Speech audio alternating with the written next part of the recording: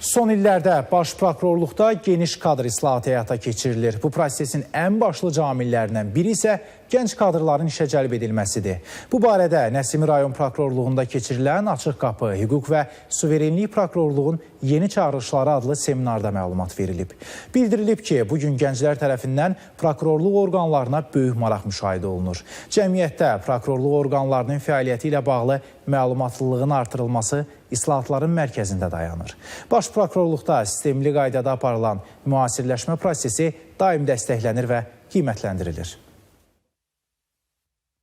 Tədbirin məqsədi cəmiyyətdə prokurorluq orqanlarının fəaliyyəti ilə bağlı ictimai maarifləndirməni həyata keçirmək, aşkarlıq və şəffaflığı media nümayəndələri media vasitəsilə cəmiyyətə ötürmək və yaranmış sualları, hansısa qaranlıq məqamlar varsa, suallar varsa, onlara cavab tapmaqda köməklik göstərmək.